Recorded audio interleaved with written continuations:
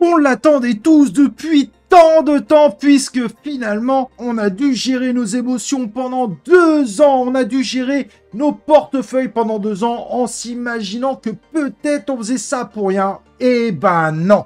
Voilà, bonne nouvelle, le bull run, eh ben c'est quand même sacrément plus que bien parti. Et c'est ce qu'on va regarder évidemment dans cette vidéo ensemble. On y va? Let's go!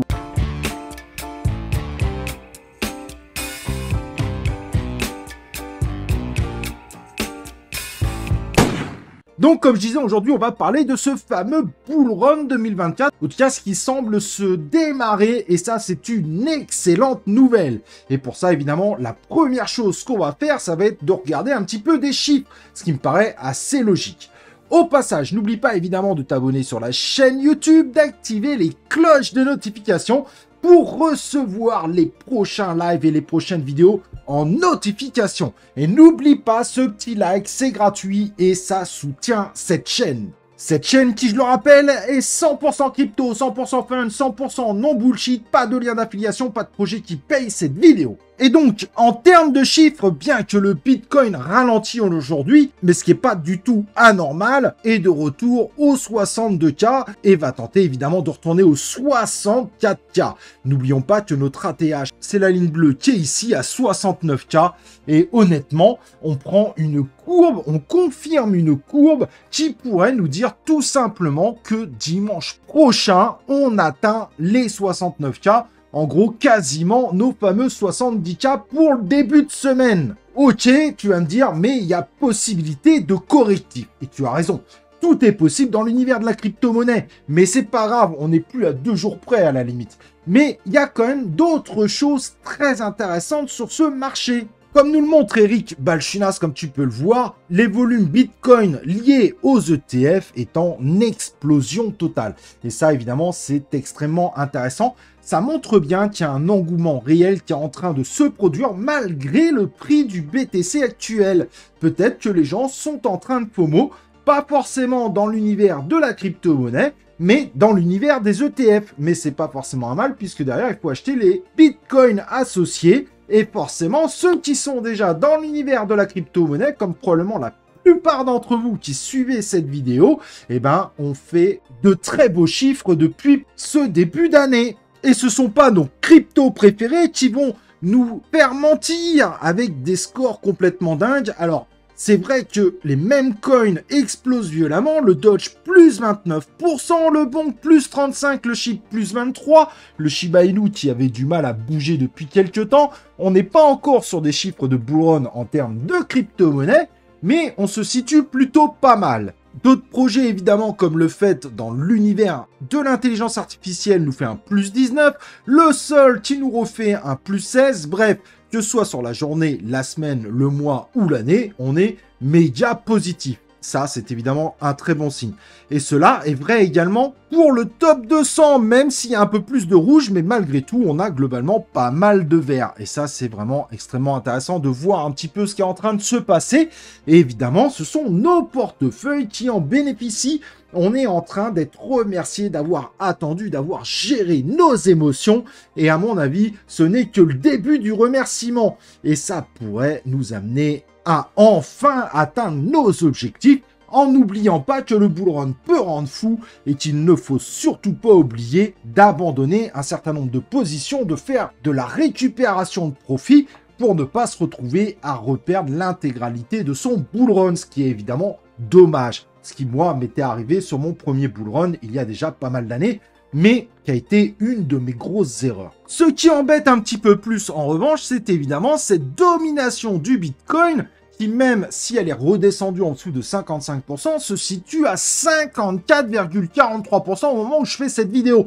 Et ça, c'est beaucoup moins bon, puisque, bien évidemment, il y a beaucoup plus de cryptos sur le marché, un certain nombre de cryptos qui sont inflationnistes, et donc, par défaut, le market cap, avec un certain calcul, on s'aperçoit que depuis l'ancienne ATH de novembre 2021, on a l'équivalent de 31% en plus de market cap créé artificiellement dans l'univers des crypto-monnaies hors Bitcoin, puisque la domination du Bitcoin, c'est la domination du Bitcoin par rapport à l'ensemble du marché crypto-monnaie.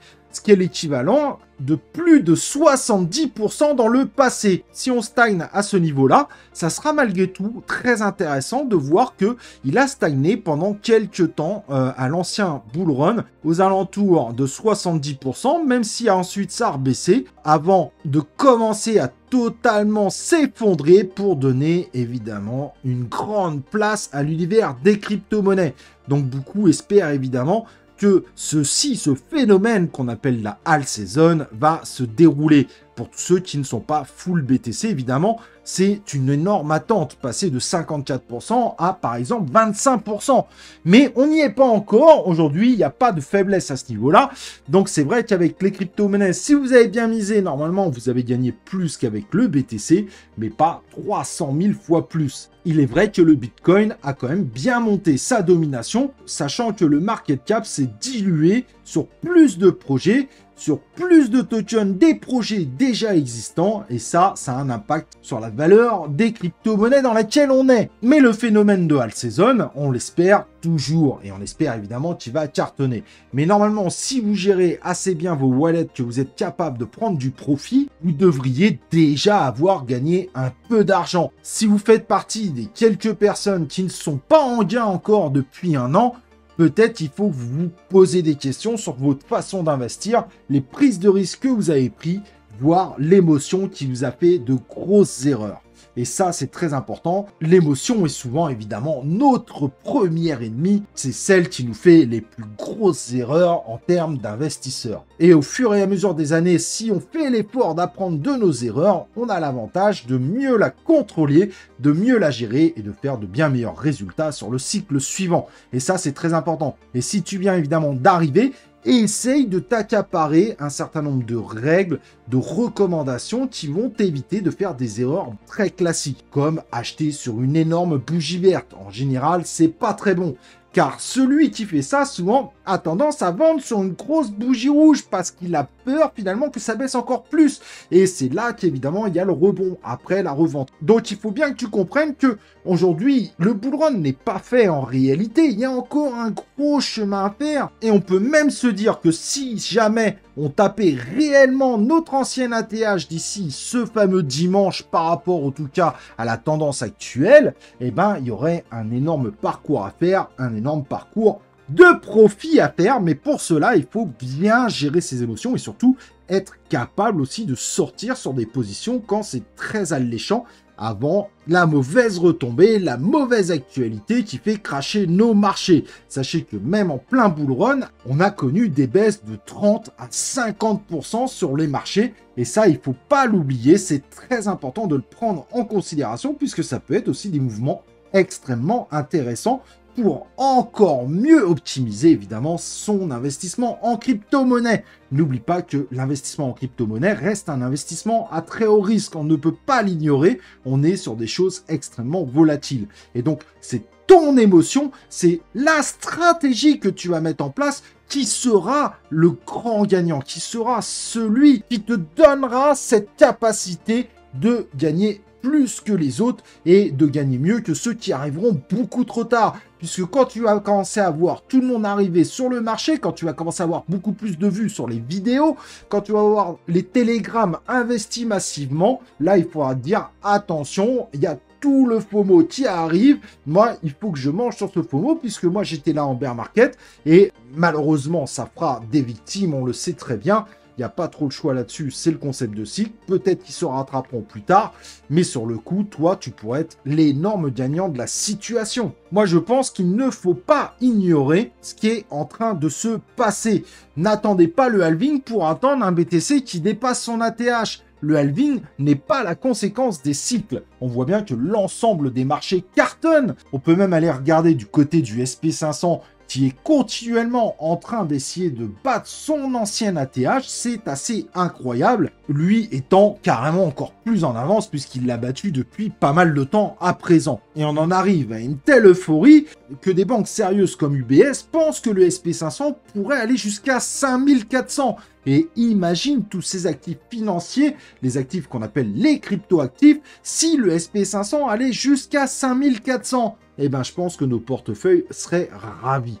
même si on est en perte de vitesse à cause d'un engouement monstrueux au niveau de l'intelligence artificielle, un engouement que je te conseille aussi de regarder de ton côté. Malgré tout, on est sur une position ultra favorable. Ne sois pas trop gourmand, n'essaye pas d'atteindre 1 million alors que tu es parti de 1000 balles en un seul cycle. Essaye surtout d'être continuellement gagnant sur l'ensemble de tes stratégies. Et c'est là où tu auras évidemment au bout du tunnel ce fameux objectif atteint, celui que tu voulais, l'ultime. Pour certains, c'est d'acheter une maison. Pour d'autres, c'est de payer de choses incroyables pour sa famille. D'autres, de faire des dons de crypto sous forme de patrimoine. Bref, chacun son objectif.